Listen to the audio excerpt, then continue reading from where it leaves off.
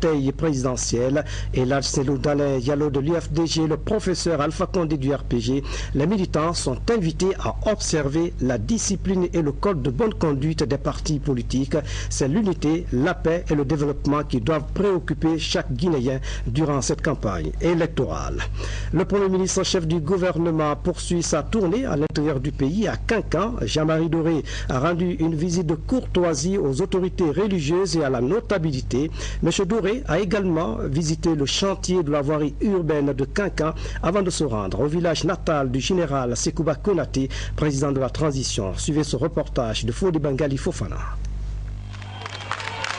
Accueilli par les populations de Kankan-Nabaya dans la joie et dans la ferveur, le Premier ministre a eu un calendrier très chargé dans la cité de Cheikh Fantamadi Chérif et de Alpha Kabiné Kaba. En marge du programme officiel de sa mission, Jean-Marie Doré a tenu à rendre cette visite de courtoisie aux autorités religieuses et à la notabilité de Kankan. C'est ainsi qu'il a été successivement reçu par l'évêque de Kankan, Monseigneur Emmanuel Félémou, le patriarche Sotikemon de Kankan, El Hadj Suleiman Kaba, entouré de ses principaux conseillers, l'imam ratif de la grande mosquée de Kankan, El Hadj Karamo Bangali Kaba, et enfin le grand érudit à Chérifoula, El Hadj Amadou Chérif. Évaluer l'état des infrastructures routières, c'est l'un des objectifs de cette tournée entreprise par le Premier ministre à l'intérieur du pays. Les travaux de réalisation de la voirie urbaine dans cette historique cité de Cheikh Fantamadi Chérif et de Alpha Kabiné Kaba font partie des préoccupations du chef du gouvernement de transition.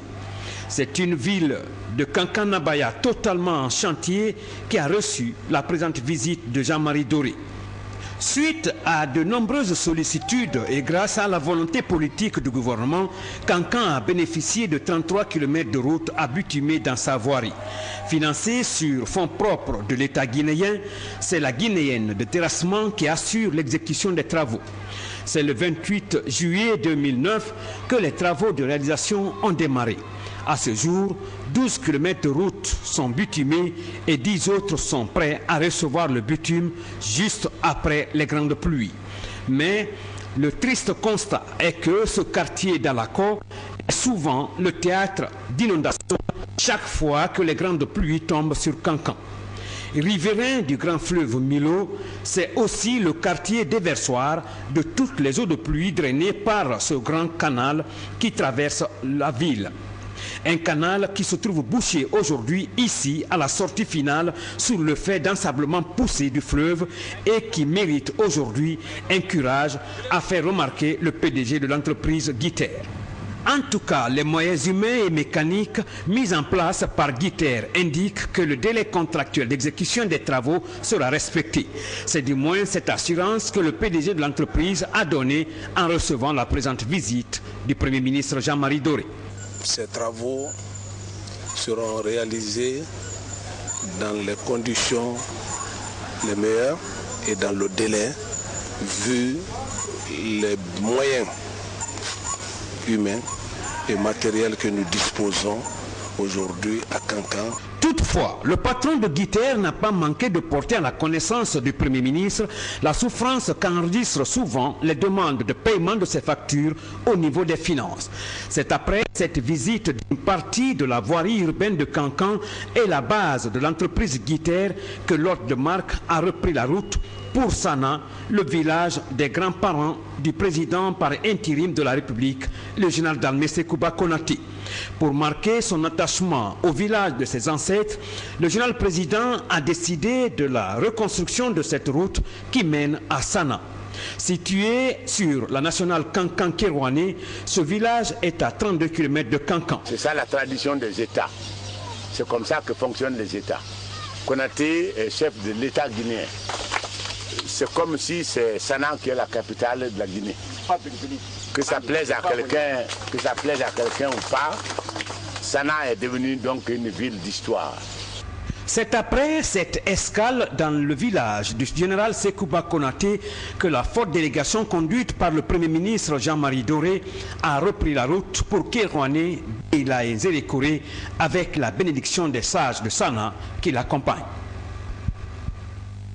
Le ministre de la Communication a effectué une visite dans les locaux du journal Auréa, un déplacement qui a permis à M. Aboubacar Silla de mesurer les difficultés auxquelles sont confrontés ce quotidien public. Aujourd'hui, le journal Auréa n'est plus régulier dans les kiosques, une situation que le ministre compte remédier dans les jours qui suivent. Pascal Dine signe son reportage. Comment promouvoir le journal national Auréa, répertorier et trouver des solutions idoines pour en faire un journal de référence dans la sous-région? Tel a été le sujet central des discussions entre le ministre de la Communication et l'ensemble des travailleurs de ce médium. Aboubacar Silla a introduit les débats en saluant les performances déjà réalisées par Auréa, notamment une mise en page et une présentation nettement améliorée. Le problème aux yeux du ministre de la Communication, c'est celui du contenu et de la ligne éditoriale. Il faut que le contenu soit attractif. Il faut rétablir les relations avec les annonceurs. Dès que ça c'est réglé, je vous assure, vous allez avoir plus de trésorerie que nous, parce que vous aurez moins de choses, moins de charges que les journaux indépendants. Donc vous aurez plus de trésorerie que les journaux indépendants. Je crois que la question qui se pose maintenant, c'est de trouver... Je crois que la meilleure solution pour ne pas trop allonger les débats, c'est d'essayer de concocter un plan de relance de Auréa. C'est de trouver les moyens qu'on peut mettre à la disposition de Auréa pour relancer la machine. En espérant qu'avant que ces montants-là ne s'épuisent, que vraiment Auréa sera devenu crédible. Comme en 2006, il n'y avait pas de vendus. Mais à la fin, on n'avait pas de vendus à Auréa. Tout se vendait. En ce moment, il y avait la passion. C'est ça qui a disparu. Tous les journalistes qui avaient été recrutés sur concours, on a fait un concours, on les a recrutés, donc eux, donc je crois M. Sarr aussi. Ils ont tous disparu. Ils sont partis ailleurs. Ça aussi, on ne peut pas leur en vouloir. Quand ils viennent dans une maison, il n'y a pas de travail. Quand il n'y a pas de parution du journal, les articles qu'ils écrivent, ils ne les retrouvent pas dans le journal. Bon, ils se tournent les pouces, bon, ils ont envie d'aller ailleurs parce qu'ils ont le temps et ils veulent continuer à s'améliorer, à se perfectionner. Le courage et la détermination du ministre Aboubacar Silla de s'investir pleinement dans l'amélioration des conditions de travail du personnel Auréa ont été appréciés à leur juste valeur par la direction générale et le porte-parole des travailleurs avant de poser quelques problèmes. Chaque fois qu'un chèque est tombé, on se demande comment on va faire pour qu'il y ait un deuxième pour nous permettre d'acheter le papier et de prévoir le salaire des contractuels. Nous en avons 31. Il y a presque un an qu'on ne tient plus le conseil de rédaction. On se contente des dépêches de l'AGP ou de tout ce qui tombe sous la main. C'est un vrai pilotage à vue. Ce qui a entraîné d'ailleurs le dysfonctionnement à tous les niveaux. De nos jours, Auréa n'a aucun moyen pour asseoir sa propre régie afin de permettre aux journalistes et aux techniciens de se déplacer ou de s'équiper conséquemment pour les reportages tant à Conakry qu'à l'intérieur du pays.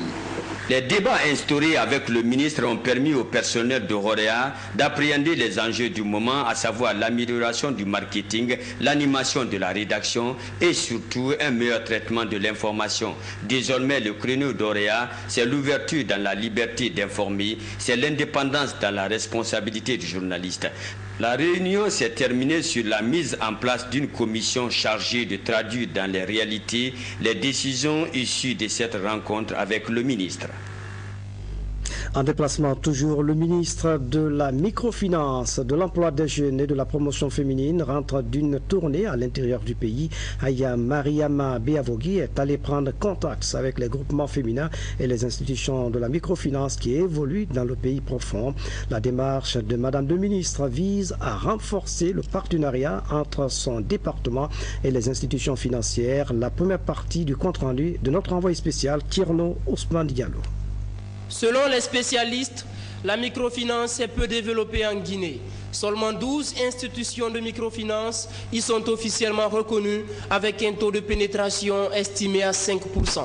Pour inverser cette tendance et mieux faire connaître la mission de son département, la ministre de la microfinance, du secteur informel, de l'emploi des jeunes et des femmes a effectué récemment une tournée à l'intérieur du pays. Boké en aura été ainsi la première étape. C'est l'occasion pour nous de vous signifier la bravoure des femmes de Boké et le dynamisme de ces jeunes toujours engagés à la recherche du bien-être à travers les occupations quotidiennes malgré leurs faibles moyens.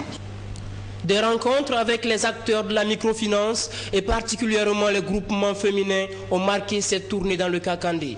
Une occasion de prendre connaissance des difficultés que connaissent certains groupements, à l'image de celui des maraîchers de Madina Kebeya, situé à 10 km environ de la préfecture de Boké. Comment est-ce qu'il faut trouver le bon endroit pour cultiver telle ou telle chose? En ce qui concerne les produits aussi, les produits phytosanitaires, même s'il y en a, ils ne savent pas utiliser. Les techniques de culture, le drainage par exemple de l'eau, ils ne savent pas. Nous avons noté toutes les difficultés que vous rencontrez, nous avons pris bonne note.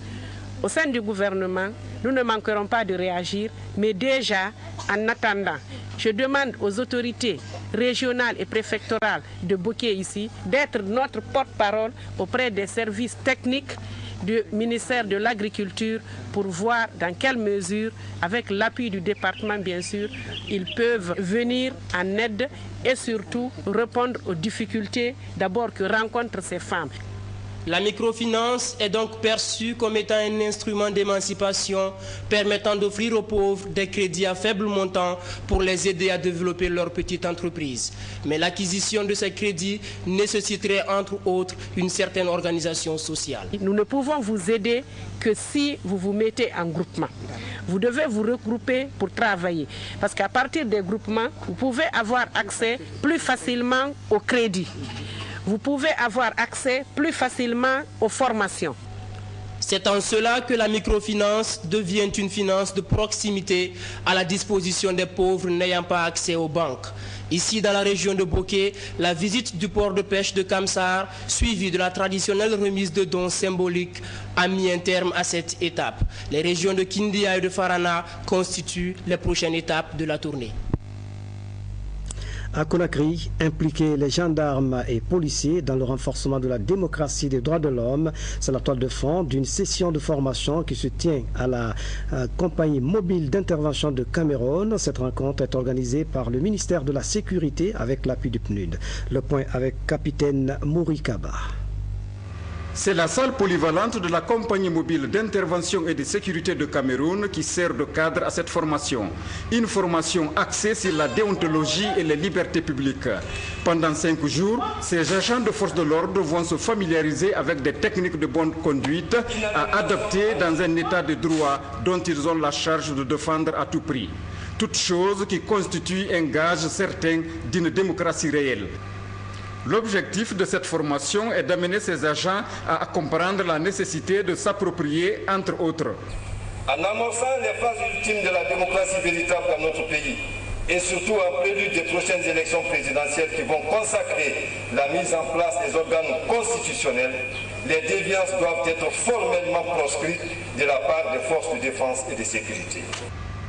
Président les travaux, le ministre de la Sécurité et de la Protection civile s'est dit heureux quant à la tenue d'une telle formation qui vise, selon lui, à corriger les insuffisances des unités de gendarmerie et de police. Cette formation intervient à Konomi car elle permet de corriger les défaillances et contribuera à parfaire nos prestations sur le terrain. Je convie les séminaristes à s'approprier des enseignements issus de cette formation et d'en faire bon usage tout au long de leur carrière. J'estime que cette formation devrait précéder toutes les formations car l'expérience a prouvé que l'on ne manque pas de compétences. Ce qui fait défaut, on ne le dira jamais assez, c'est l'immoralité qui fait tache d'huile et n'augure pas les lendemains meilleurs si l'on n'y prend pas garde. Dans un monde en pleine mutation, il est plus que jamais nécessaire que les services de sécurité et de défense s'approprient des codes de bonne conduite, de la déontologie du métier qu'ils ont embrassé, s'ils veulent en tout cas devenir des agents au service de la justice et de la démocratie.